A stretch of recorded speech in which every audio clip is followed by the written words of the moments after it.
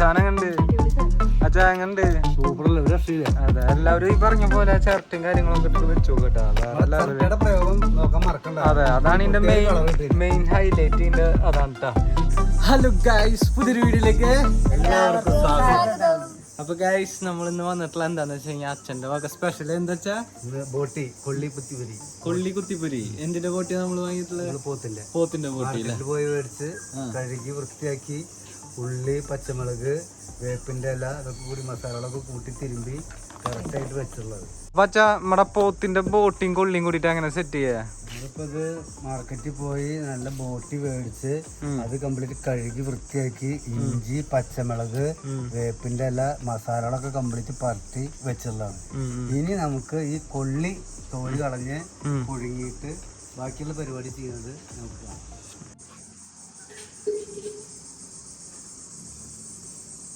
നമ്മുടെ കൊള്ളി എന്ന് പറഞ്ഞു കഴിഞ്ഞാൽ അന്ന് കുത്തിപ്പൊരിയിലേക്ക് എടുക്കാൻ പോണ കൊള്ളി മീനാക്ഷിപുരത്ത് നിന്ന് വന്നുള്ള കൊള്ളിയാണ്. മീനാക്ഷിപുരം അവിടുത്തെ പ്രത്യേകത പറഞ്ഞാൽ അവിടുത്തെ കൊള്ളി നല്ല നൂറും ഇതൊക്കെ ഉള്ള കൊള്ളിയാണ്. കുത്തിപ്പൊരിയിലേക്ക് ക്ലീൻ ആയിരിക്കും സാധനം. ഏറ്റവും ബെസ്റ്റ് കൊള്ളി അതാവല്ലേ. നോക്കട്ടെ, കട്ട് ചെയ്യാം നമുക്ക് എന്തായാലും.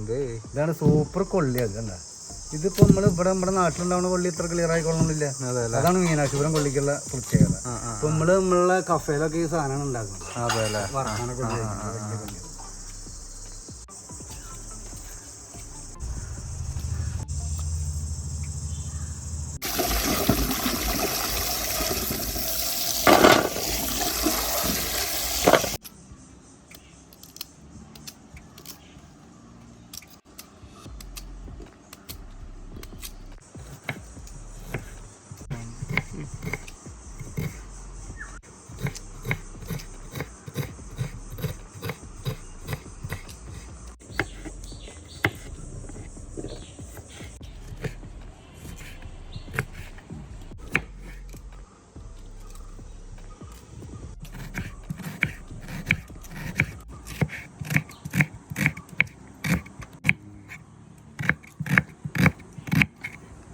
അപ്പോൾ നമ്മുടെ കൊള്ളിയും ബോട്ടി ഉണ്ടാക്കാനുള്ള എല്ലാ സാധനങ്ങളും ഇവിടെ റെഡിയാണ്.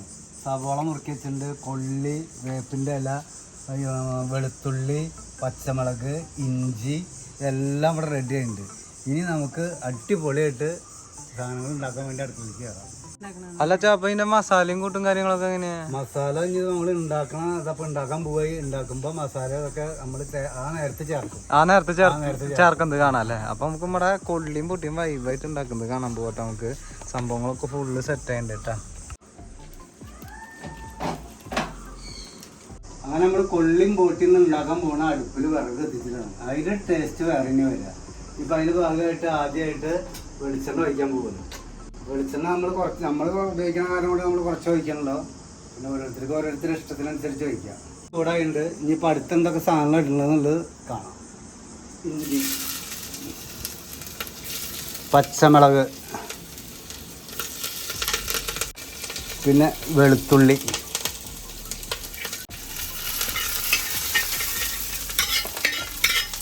ഇനിയിപ്പോൾ ഇത് മൂത്ത് വരണതിനൊപ്പം നമ്മൾ വേപ്പിൻ്റെ ഇല ഇട്ട് കൊടുക്കണം. ഇപ്പോൾ വേപ്പിൻ്റെ ഇല ഒന്ന് അത് ചൂടായിക്കോട്ടെ. ഇപ്പം അടുത്ത് സബോളയാണ് വരുന്നത്. സബോള ഇനി വഴറ്റി വരുന്നോട് കൂടിയിട്ട് ബാക്കിയുള്ള സാധനങ്ങളുണ്ട്. മസാലയൊക്കെ ഇവിടെ അടുത്ത് കുറഞ്ഞിട്ടുണ്ട്. ഇതൊന്ന് വഴറ്റി വരട്ടത്. ഇപ്പോൾ സബോള വഴറ്റാൻ വേണ്ടിയിട്ട് നമ്മൾ കുറച്ച് ഉപ്പിടില്ല. അപ്പോൾ പെട്ടെന്ന് വഴന്ന് വരുന്നത് വേഗം കളർ മാറി കിട്ടും. ഇവിടെ സബോളയും സാധനങ്ങളൊക്കെ വഴന്ന് വന്നിട്ടുണ്ട്. ഇതാ ഈ കളർ വരണം. ഈ കളർ വരണം എന്ന് പറയാൻ കാരണം എന്താ വെച്ച് കഴിഞ്ഞാൽ എന്നാലേ കറക്റ്റ് ടേസ്റ്റ് കിട്ടുള്ളൂ സബോളയുടെ വഴന്നിട്ടുള്ളതല്ല. ഇപ്പോൾ ഈ വഴറ്റി വന്നിട്ടുള്ള സബോളയിലേക്ക് മസാലപ്പൊടികൾ ഇടാൻ നിൽക്കുകയാണ്. ഇതിലിപ്പോൾ നമ്മൾ ഇടാനുള്ള എല്ലാ മസാലകളും ഇട്ടു. മുളക് പൊടി, കുരുമുളക് പൊടി, മസാലപ്പൊടി. ഇതിൽ മസാല തേച്ച് വെച്ചിട്ടുള്ള മഞ്ഞപ്പൊടിയൊക്കെ ചേർത്ത് തേച്ച് വെച്ചിട്ടുള്ള മറ്റേ ബോട്ടി ഇതിലേക്ക് ഇടാൻ പോവുകയാണ്.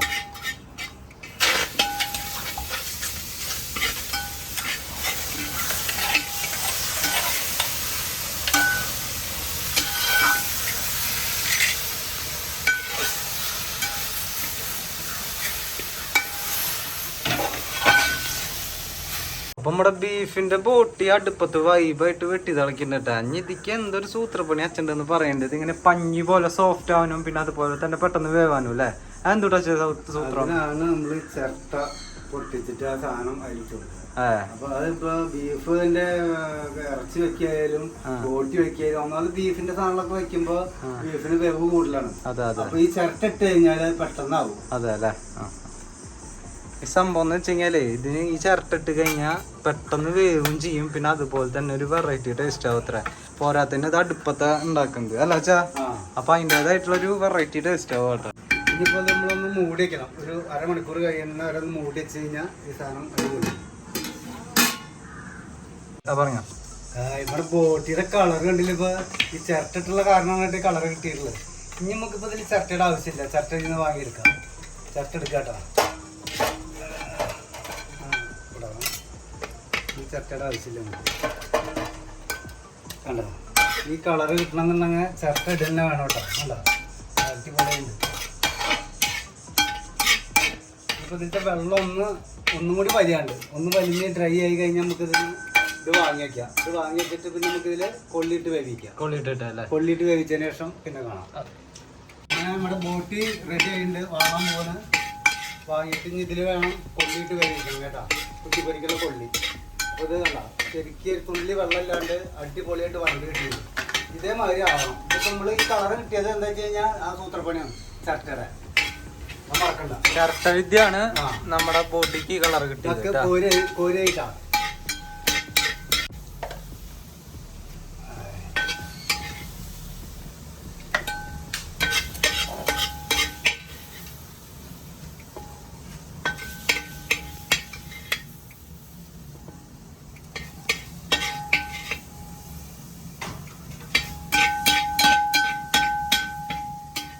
വെള്ളം ഒഴിക്കണം. ആ വെള്ളം ഒഴിച്ചതിന് ശേഷം കൊള്ളിയിടണം. ഈ കൊള്ളിയിടണം. അപ്പൊ ഇനി ഈ കൊള്ളി വെന്ത് കിട്ടണം. അടുത്തത് കൊള്ളി വേണം.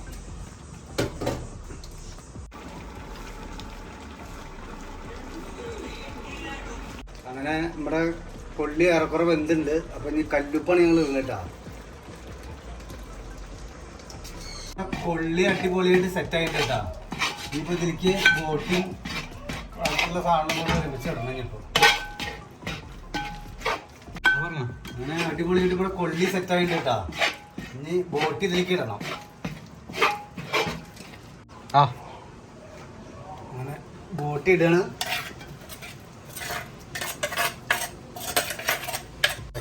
സെറ്റ് ആക്കണം.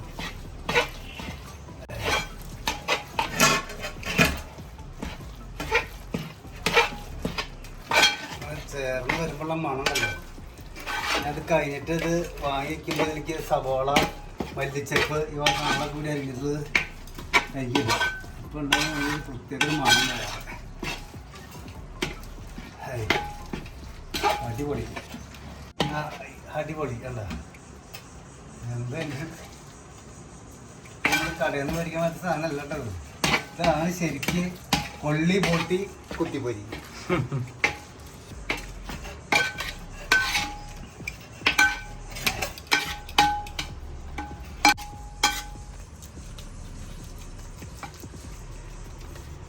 നമ്മൾ അടുപ്പത്തുനിന്ന് കൊള്ളിയും ബോട്ടി ഇറക്കണം. അങ്ങനെ നമ്മുടെ അച്ഛന്റെ സ്പെഷ്യല് കൊള്ളിയും ബോട്ടിയും സെറ്റായിണ്ട് കേട്ടോ അവിടെ. അല്ലച്ചാ അടിപൊളി ഉണ്ട് കേട്ടോ. അവിടെ അടുത്തുനിന്ന് ഇറങ്ങിയ ബീഫിന്റെയും ആ കൊള്ളിയുടെ ഒക്കെ മണം ഭയങ്കര അല്ലേ? ഒരു രക്ഷയില്ല കേട്ടോ. ശരിക്കും ഇറങ്ങിയ കിച്ചുത് അവിടെ ഒക്കെ ഉണ്ട് കേട്ടോ. അപ്പൊ നമുക്ക് എന്തായാലും ഈ മുതൽ നമുക്ക് ഇലയിൽ സപ്ലൈ ചെയ്തിട്ട് തിന്നോക്കാട്ടോ. എന്താ സാധനം നോക്കിയേ, കൊള്ളിയും ബോട്ടിയൊക്കെ കറക്റ്റ് അതിൽ മിക്സ് ആയിട്ടുണ്ട് അല്ലേ? കൊള്ളിയും ബോട്ടി. നമ്മള് ഒരു കൊള്ളിയും ബോട്ടിയും കട തുടങ്ങണ്ടിരുന്നെങ്കിൽ അതന്നെ ആൾക്കാര് അവിടെ ഭാരത ഹോട്ടലിന്റെ അവിടെ വന്നിട്ട് അവർ നിൽക്കേണ്ടി വരും ആൾക്കാർ. നമ്മള് ഇത് ഇലയിലേക്ക് ഇട്ടതിന് ശേഷം കൊത്തി വെച്ചിട്ടുള്ള മല്ലിച്ചപ്പ്, ഉള്ളി ഒക്കെ അതിലിടുന്നതായിരിക്കും. കുരുമുളക് പൊടി അതിൻ്റെ മേലെ ഇടും. എന്തത് കയ്യിൽ വന്നിട്ട് വീണില്ല. അതാണ് കൊള്ളിയുടെ ഗുണം. കൊള്ളിയുടെ ഗുണമാണ് അത്. അടുത്തതായിട്ട് മല്ലിച്ചപ്പും സബോളയും കൂടി നുറുക്കിയിട്ടുള്ള ഇതിലിടുകയാണ്. ഇത് കൂട്ടി തിന്നുമ്പോൾ ഇതിങ്ങനെ കടിക്കുമ്പോൾ ഒരു പ്രത്യേക ടേസ്റ്റാണ്.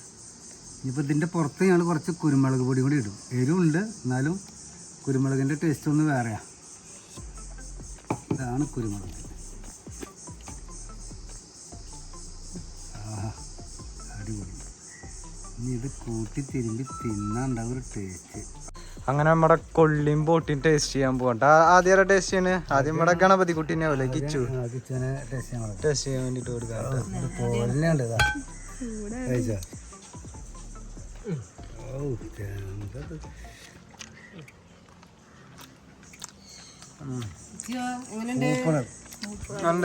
എല്ലാവരും ഇത് മരുന്ന് വെച്ച് കഴിച്ചു നോക്കാം. അതെ, നമ്മുടെ കൊള്ളിയും ബോട്ടിയൊക്കെ ഫുള്ള് സെറ്റ് ആയിട്ട് കേട്ടോ. ഇവിടെ ഒരാൾ ഇത് എപ്പോഴും കഴിച്ചോണ്ടിരിക്കട്ടെ. ഗിച്ചോ എങ്ങനുണ്ട്? സാധനം എങ്ങനുണ്ട്? അച്ഛാ എങ്ങനുണ്ട്?